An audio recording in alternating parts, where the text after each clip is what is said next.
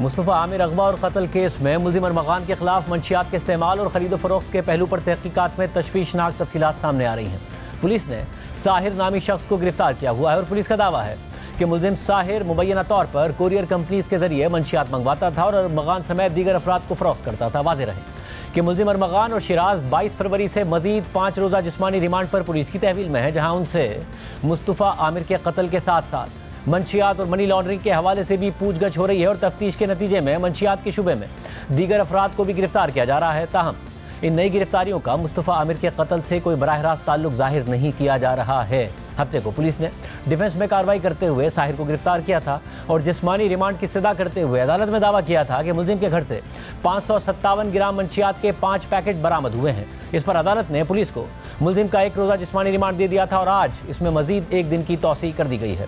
जियो news के नुमाइंदे काशिफ मुश्ताक ने मंशियात के शुबे में गिरफ्तार मुल्जिम साहिर से पुलिस की इंटेरोगेशन रिपोर्ट हासिल की है, जिसमें मुल्जिम ने पुलिस को बताया है कि मैं 13 साल से वीड का नशा कर रहा हूँ और अब 2 साल से वीड फरोख्त कर रहा हूँ। मैं बाजिल और याहया से वीड खरीद कर फरोख्त करता हूँ। बाजिल से स्नैपचैट पर राब्ता होता है।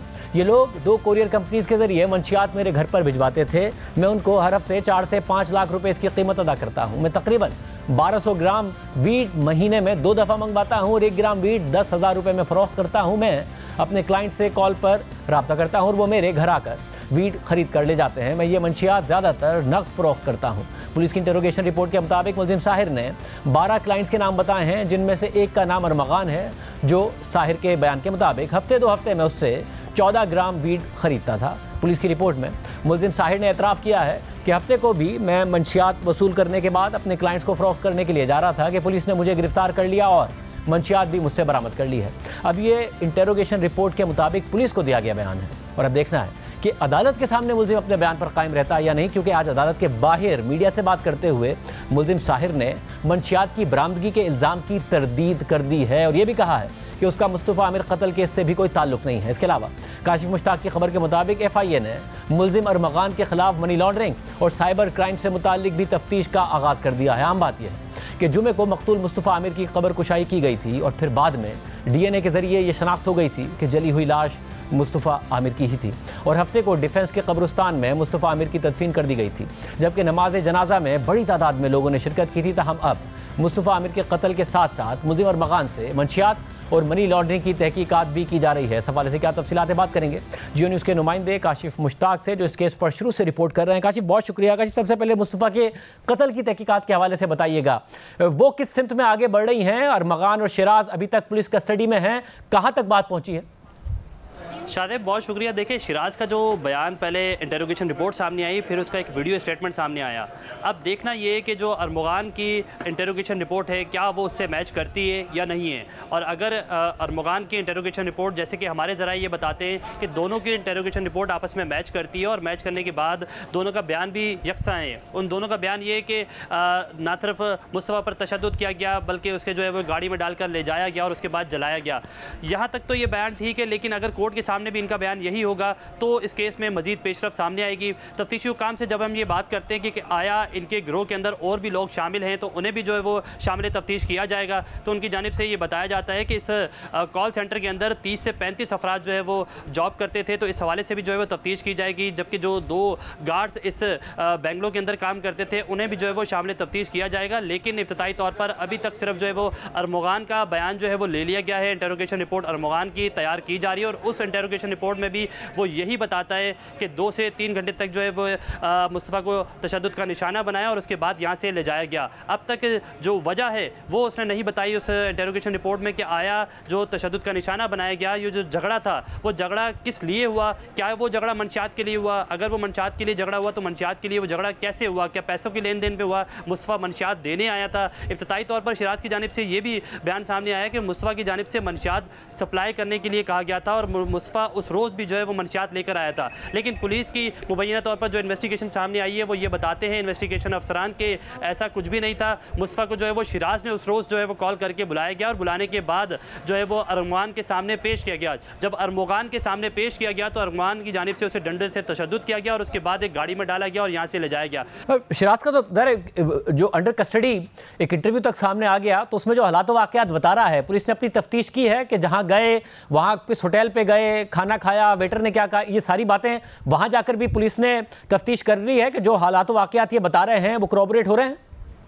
बिल्कुल ऐसा ही है। जो शिराज की जानिब से मुख्तलिफ चीज़ें बताई गई हैं, पुलिस ने वहाँ से इंटेरोगेट भी किया और 2 रोज़ कबल भी जो है वो पुलिस ना सिर्फ बेंगलोर तक गई है अरमुगान के, बल्कि जो हब का वो मकाम है जहाँ इन्होंने जाकर जलाए और वहाँ जिस होटल का उन्होंने बताया था वहाँ से भी जो है वो शवाहिद इकट्ठे किए हैं। लेकिन अब तक जो है वो अरमुगान का जो हतमी बयान है उस हवाले से पुलिस कोई क्लियर मैसेज जो है वो कन्वे नहीं कर रही है। जो तफ्तीशी ज़राए हमारे हैं वो हमें ये बताते हैं कि अरमुगान का बयान जो है वो आपस में जो है वो काफ़ी ज़्यादा मिलता है, अरमुगान का और शिराज का बयान। तो इस हवाले से भी पुलिस की जानिब से मज़ीद तहकीकात भी की जा रही हैं, जबकि जो डंडा बरामद किया गया उस हवाले से भी तफ्तीश की जा रही है कि आया इसी जो लोहे की रॉड है इसी से जो है वो मुस्तफ़ा को तशद्दुद किया गया और इससे कबल एक लड़की को भी तशद्दुद किया गया। तो क्या ये वही जो है वो लोहे की रॉड है या फिर लड़की के लिए एक अलहदा लोहे की रॉड जो है वो इस्तेमाल की गई? तो इस हवाले से भी जो अब तफ्तीश की जा रही है, उस लड़की के लिए भी जो है वो पुलिस मुतादिद बार कोशिश कर रही है कि उसका भी बयान जो है वो लिया जाए। और जो मंशियात का अब मामला है ये एक अलग मामला है जिसकी तहकीकात इस कत्ल से हटकर हो रही है या कहीं ना कहीं कोई ताल्लुक पुलिस देख रही है सारे मामले का? देखिए, इसका आपस में कनेक्शन है, लेकिन इसका कनेक्शन इस कत्ल के लिहाज से नहीं बनता। चूँकि जो अरमुगान है वो कोई ड्रग सेलर अब तक पुलिस की तफ्तीश में नहीं बताया जाता, वो यूज़र था। तो यूज़र के हिसाब से पुलिस की जानिब से कभी ये कहा जाता है कि मुस्तफ़ा उसे मंशियात सप्लाई करता था, कभी ये कहा जाता है कि जो साहिर नामी शख्स डिफेंस से गिरफ़्तार किया है वो मंशियात सप्लाई करता था। देखें, अगर मुस्तफ़ा सप्लाई करता था या साहिर सप्लाई करता था, प्रॉब्लम ये नहीं है। प्रॉब्लम ये है कि मुस्तफ़ा का कत्ल क्यों हुआ, कैसे हुआ और किस बुनियाद पर हुआ। अब पुलिस की जानिब से ये दावा किया जाता है कि जो साहिर नामी शख्स है उसने जिन 12 से 13 अफराद का नाम लिया है उसमें अरमुगान का नाम भी शामिल है। तो उसमें अरमुगान का नाम इस लिहाज से शामिल है कि वो 12 से 13 ग्राम जो मंशियात है वो अरमुगान को सप्लाई करता था। तो क्या अरमुगान उसे आगे सप्लाई करता था? ऐसा बिल्कुल नहीं है। तफ्तीशी रिपोर्ट ये बताती है कि अरमुगान ना सिर्फ वो ख़ुद यूज़ करता था बल्कि इब्तदाई तौर पर या मुबैना तौर पर हम ये कह सकते हैं कि वो उस सॉफ्टवेयर हाउस में भी जो ये मंशियात है इसे जो है वो यूज़ करते थे। तो अरमुगान जो है वो एंड यूज़र था कि जो इस मंशियात को पैसे लेकर यूज़ करता था, चाहे वो अब साहिर से लेता था या किसी दूसरे शख्स से लेता था। तो इस हवाले से इंटेरोगेशन की जा रही है, जबकि मुबैना तौर पर जो साहिर की इंटेरोगेशन रिपोर्ट है वो भी मंजर आम पर आई है और उसमें भी सनसनीखेज़ इंकशाफात सामने आए हैं, जिसमें यह बताया गया है कि साहिर नामी शख्स ना सिर्फ कराची में बल्कि कराची के पोश इलाकों में बल्कि बैरून मुल्क से वो मुख्तलिफ तरीक़ों से जो है मंशियात कराची में मंगवाता था और कराची के मुख्तलिफ इलाकों में सप्लाई करता था और ये करोड़ों का बिजनेस एक महीने के अंदर करता था और इसमें लाखों की बचत जो है वो करता था। जी बहुत शुक्रिया काशी मुश्ताक, तफसीलात बता रहे थे। अब देखते हैं कि अदालत में पुलिस क्या साबित करती है, क्या एविडेंस रखती है। इंटरोगेशन रिपोर्ट में जो मामलात हैं वो अदालत में किस हद तक स्टैंड करते हैं।